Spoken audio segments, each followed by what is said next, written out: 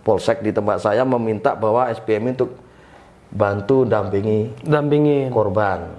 Kalau ke Turki yang kita masih tangani rata-rata 40-an juta. 40 juta? Iya, per orang.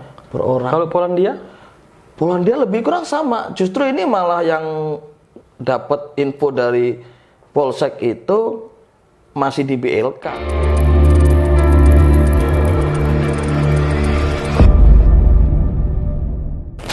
Apa kabar Mas Mujianto? Alhamdulillah sehat. Oke.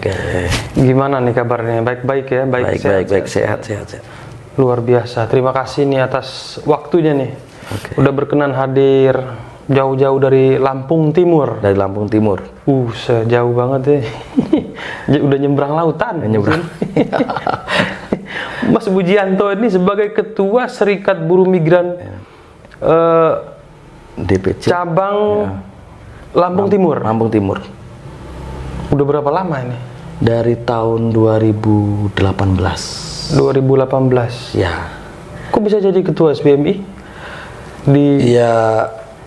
Saya ini kan sebelumnya itu kan mantan PMI juga, PMI Purna, negara Malaysia. Dulu bekerja di Malaysia. Ya, saya bekerja di Malaysia di sana itu 7 tahun.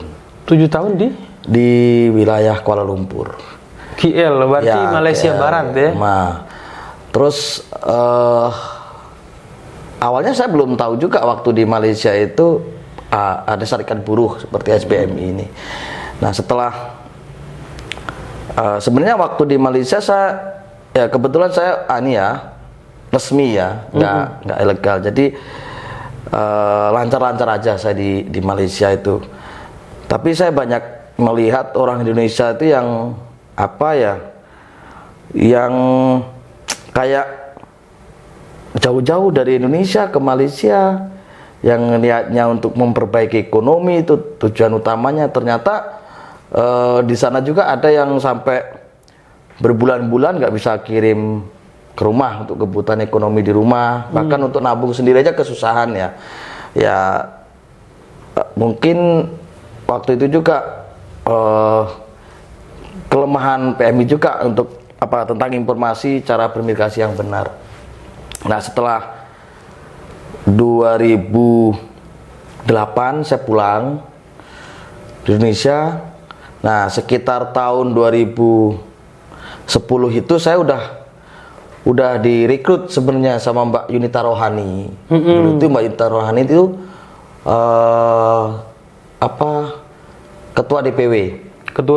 Ya, kan sebelum SBM ini Kopbumi ya. Tapi saya waktu Kopbumi saya belum masuk. 2010 itu saya direkrut, diajak-ajak sama Mbak Yuni. Cuman belum begitu respect. Belum begitu tergugah lah hatinya. Nah, begitu di 3 tahun kemudian saya mulai respect di situ, mulai bantu-bantu lah, terus mulai berbagi waktu juga untuk berorganisasi dan untuk cari ekonomi kebutuhan keluarga juga. Nah, tahun 2018 itu saya diberi kepercayaan oleh teman-teman untuk memimpin Lampung Timur. Lampung Timur, luas juga wilayah Lampung Timur itu ya? Nah, Lampung Timur itu luas dan nomor 1 pengiriman PMI seprovinsi Lampung. Seprovinsi Lampung itu nomor 1. Kantong terbesarnya terbesarnya di Lampung Timur. Itu kemana aja negara tujuannya? Negara tujuannya itu hampir menyebar sebenarnya di wilayah Timur Tengah juga ada. Cuman yang paling banyak itu bagi pekerja perempuan itu rata-rata ya Malaysia, Singapura, Hong Kong dan Taiwan. Ya, kalau ada yang Korea, Jepang itu kan PMI laki-laki ya, itu pun nggak seberapa banyak. Kalau Timur Tengah itu yang akhir-akhir ini memang kayak tahun 2018 gitu kan, saya belum pernah nemuin tuh bahwa kasus untuk di Timur Tengah jarang sekali. Yang banyak itu ya Hong Kong, Taiwan, Singapura, Malaysia gitu. Itu yang paling banyak di situ. Nah, sekarang di semenjak Covid nih yang paling banyak lagi di Indonesia khususnya di Lampung Timur karena Taiwan tutup karena pandemik, akhirnya mereka diiming-iming beralih ke Turki, ke Polandia. Itu banyak kasusnya sekarang itu. Turki, Polandia itu. Banyak juga pengaduan ke situ. Banyak. Satu perekrut itu bisa di atas 20 orang. Satu perekrut bisa dapat dia itu bisa rekrut orang 20 gitu. 20 orang. Ini waktu saya di sini, saya dari tanggal 25 ya saya di sini.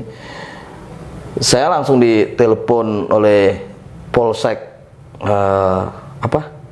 kecamatan saya bahwa ini ada korban 27 orang.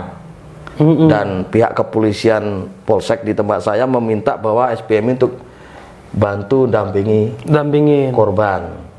Nah, gitu. Itu yang Polandia laki-laki semua atau perempuan? Ada yang perempuan. Ada juga perempuan. Ada juga perempuan. Turki laki perempuan. Yang lebih mirisnya itu biayanya luar biasa habisnya itu. Kerugian apa? Calon PM itu luar biasa. Itu bayar berapa dia kalau ke Polandia atau ke Turki itu? Kalau ke Turki yang kita masih tangani rata-rata 40-an juta. 40 juta? Iya, per orang. Kalau Polandia? Polandia lebih kurang sama. Justru ini malah yang dapat info dari Polsek itu masih di BLK sebenarnya, belum masih di proses, LPK gitu ya. Itu aja udah 40-an juta per orang, itu ada 27 orang. Luar biasa berarti ya. Tapi sejauh yang Mas tanganin itu sudah diinventarisir belum kerugian CPMI-nya? Ya, kita masih ngitungnya masih ini aja sih. Karena masih berdasarkan laporan-laporan mereka ya. Laporan-laporan mereka direkap aja dulu ya. Karena rata-rata juga pelapor itu kan ngitungnya nggak mendetail ya. Artinya dia menghitung secara globalnya bahwa dia global sudah aja. Dia globalnya itu saya nyetor dengan perekrut sekian gitu. Nah, sebenarnya kerugian dia dari sisi dia untuk pembuatan biaya perjalanan ke imigrasi, pembuatan paspor dan sebagainya nggak dihitung. Itu baru yang dihitung baru uang yang dikeluarkan untuk perekrut itu. Langsung bayar ke situ. Itu disetorkan secara pribadi merekanya atau ke rekening perusahaan? Rata-rata ke pribadi. Waduh, ke sponsornya itu. Tapi mereka ada bukti transfer lah ya. Dan bukti kwitansi juga kalau ya. Kwitansinya atas nama PT juga. Ya, itu. Tapi yang terima sponsornya itu bukan langsung pihak PT. Calonya lah di situ. Calonya ya. Oke. Gitu. Berarti luar biasa juga ya suka dukanya. Baru 2 tahun jadi ketuanya udah dapat bola salju. Bola salju kan banyak gitu. Tapi kalau yang kasus-kasus Timur Tengah banyak. Timur Tengah nggak banyak. Kalau yang ya kita ini ya, kita tahu banyak nggak banyaknya kan tergantung pengadu ya. Pengaduan. Karena Kabupaten Lampung sendiri, Lampung Timur itu kan luas 24 kecamatan. Jadi cukup luas. Rata-rata satu desa aja di atas 10 satu kecamatan di atas 10 desa. Dan satu desa bisa 10 dusun, bisa 15 dusun gitu. Artinya kan luas. Jadi kalau untuk Timur Tengah sendiri kalau pas nggak ada pengaduan ya kita nggak tahu nih. Tapi jarang sekali. Jarang sekali. Tapi bersinergi lah ya sama pemerintah di situ ya, BP2 UPT-nya. Ya, UPT, BP2 ini. Dan kebetulan juga di Lampung sudah terbentuk Satgas TPPO di tingkat provinsi. Ya, di situ ada kepolisian, ada dinas tenaga kerja, ada UPT. Semua unsur lah ada di situ ya. Di situ. Dan itu memang dibentuk oleh provinsi. Iya, tapi kan juga saran dari pusat juga kan. Oke. Gitu. Apa namanya itu? Berarti keanggotaannya SBMI di Lampung Timur itu ada berapa? Anggotanya, pengurusnya? Kalau anggotanya banyak kita sampai membentuk di tingkat desa juga DPD. Ada 1000 lebih? Ya nggak ada pengurusnya. Karena saya sebagai ketua DPC juga berusaha terus merekrut kalau ada korban yang kita tangani dan masalahnya selesai kita rekrut, walaupun masalahnya belum selesai juga kita tawarkan untuk menjadi anggota. Simpatisan Ya, atau anggota tujuannya kalau kenapa saya nyebar di desa-desa di seluruh Lampung Timur supaya informasi terkait dengan migrasi yang aman itu cepat diterima oleh masyarakat. Jadi gitu. secara tidak langsung, Iya. SBMI ini juga berperan aktif untuk mensosialisasi itu, Iya. pencegahan.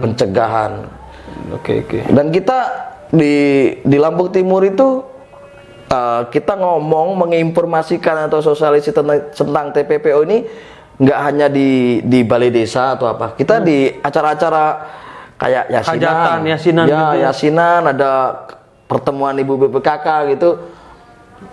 Kita meminta waktu walaupun cuma hanya 10 menit gitu di ujung acara atau yang mana gitu. Kita sempatkan untuk bersosialisasi. Ya tujuannya pencegahan itu supaya kalau ada warga masyarakat Lampung Timur yang mau keluar negeri itu ya keluar negeri secara profesional lah. Artinya mengikuti prosedur peraturan yang sudah ditentukan. Jadi biar nggak jadi korban terus gitu, karena korbannya juga udah banyak.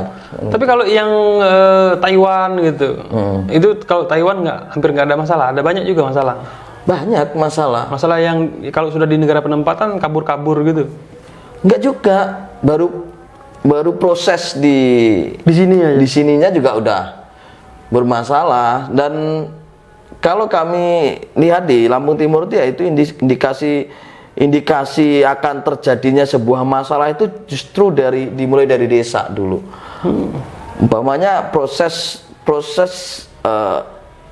izin suami yang diketahui oleh desa gitu.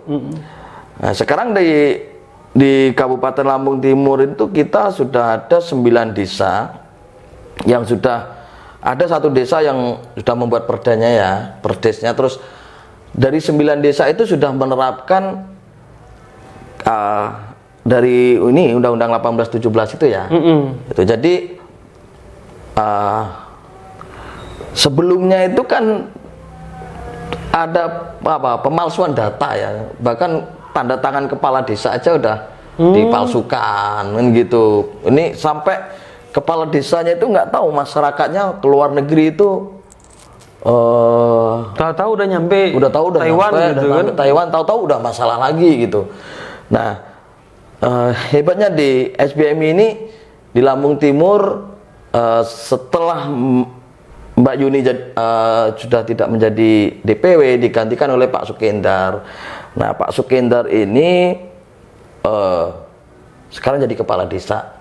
Jadi di Desa Margototo ini, di Desa Margototo namanya ya, kepala desanya Pak Sukendar itu sudah menerapkan bahwa Pak Sukendar pun sudah membuat grup warganya yang ada di luar negeri.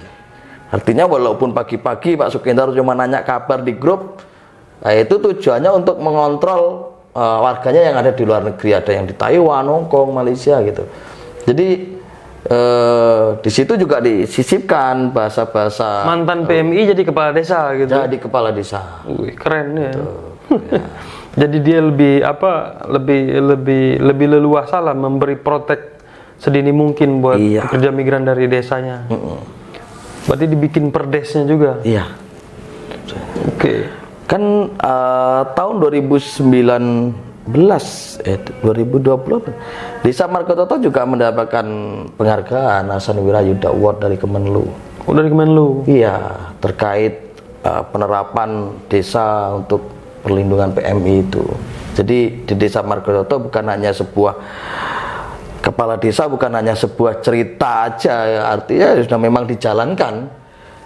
Udah gitu. dilakonin. Udah dilakoni. Kalau toh ada PMI yang datang minta tanda tangan ke kepala desa, izin suami yang diketahui desa, pihak perekrut harus datang ke desa dan membawa surat izin PL-nya atau apa, perekrutnya segala macam. Iya, PT-nya, SIP-nya masih hidup apa enggak, surat izin perekrutnya. Kalau memang nggak bakalan ditandatangani oleh kepala desa. Dan tujuannya bukan untuk mempersulit PMI sendiri untuk CPMI untuk justru itu buat aman buat PMI-nya, buat warga dia lah. Itu salah satu bentuk cara untuk melindungi. Dan di Desa Margototo juga sudah MOU dengan SPMI di situ. Bahkan di tingkat desa itu DPD, balai desa itu disediain ruang pengaduan dan SPMI juga ada di situ. Oke, menarik gini. Berarti selama 2 tahun kasus yang paling banyak ditanganin yang mana? Negaranya. Mana ya? Hampir sama sih. Hongkong, Taiwan itu hampir sama. Tapi yang paling kecil memang Singapura ya paling kecil. Malaysia juga lumayan banyak. Kalau di Malaysia sih sektor apa sih kalau di sana, tetap di rumah tangga apa? Di rumah tangga, terus dia kaburan itu kayak apalagi kemarin dampak dari COVID itu overstay itu ya. Taiwan juga overstay rata-rata. Itu yang menjadi masalah baru. Yang seharusnya tidak jadi masalah gitu. Lalu kalau kayak misalnya contoh overstay itu, apakah mereka harus re-entry atau seperti apa di sana? Atau harus pulang ke Indonesia atau? Ya akhirnya kan PMI sendiri nggak sama ya. Ada yang begitu, oh aku udah overstay nih tapi saya aman-aman aja, pekerjaan saya juga lancar-lancar aja, gaji lancar kan gitu kan. Ada yang masih bertahan seperti itu walaupun overstay gitu. Ada yang nekat pulang gitu, setelah ada link untuk pulang ke Indonesia pulang. Ya seharusnya kan harus pulang lah, seharusnya supaya pulang. lebih ini kan. Masalahnya juga memprotek mereka. Iya. Kalau nggak ada permitnya di sana? Ya mungkin itu tadi ngerasa aman aja. Ngerasa aman aja udah. Oh saya udah 5 tahun nih di sini, mamanya kan gitu ya. Oh saya udah overstay, sebenarnya tahu overstay tapi nggak pulang-pulang karena merasa aman tadi itu. Nah ini closing statementnya mungkin ada nggak pesan nih buat teman-teman calon pekerja migran mungkin yang akan bermigrasi ke luar negeri atau melihat peluang-peluang kerja ke luar negeri, tips amannya seperti apa sih kalau dari Mas? Ya tip amannya itu kepada CPMI ya, kalau mau keluar negeri itu informasi yang paling aman itu kita dapatnya harus ke pihak pemerintah. Kalau di Lampung sendiri di OPT atau di Dinas Tenaga Kerja Kabupaten Kota. Itu yang link-linknya di situ, PT itu resmi atau enggak, TBT itu bermasalah atau enggak, itu pasti di situ. Itu terus artinya kan CPM ini keluar negeri ya berkaitan ekonomi ya. Tapi bukan hanya berpikir untuk ekonominya aja, tapi harus berpikir juga ke depannya setelah udah sampai di negara penempatan, dan juga harus dipahami negara mana yang harus saya tuju.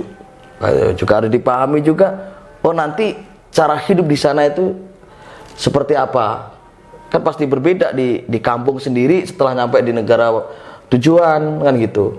Itu salah satunya gitu. Jadi nggak kan permasalahan timbul juga bukan hanya karena majikannya yang nakal sebenarnya, karena awalnya di kampung sendiri mungkin merasa manja, setelah sampai sana oh saya cuma dikasih makan tomat sama nasi kecap kan umpamanya, padahal gaya hidup majikan mungkin seperti itu gitu. Tapi memang itu sebenarnya juga melanggar hak majikan, bahwa dari hak makan PMI yang tidak layak artinya kan gitu. Tapi yang intinya harus dipahami bagi CPMI, cari informasi sevalid mungkin. Jadi bukan hanya dapat informasi dari caluknya aja atau PT-nya, tapi dicek dulu ke OPT atau ke Dinas Tenaga Kerja Kabupaten Kota. Oke, baik. Oke. Terima kasih Mas. Sama-sama. Atas waktunya, mudah-mudahan nanti kita jumpa lagi di waktu yang mendatang. Mungkin kita juga akan membahas hal yang berbeda, atau mungkin ada menceritakan cerita khusus dari sana. Ya, makasih banyak. Terima kasih. Sampai jumpa lagi di Voice Indonesia Podcast selanjutnya. Assalamualaikum warahmatullahi wabarakatuh. Assalamualaikum warahmatullahi wabarakatuh.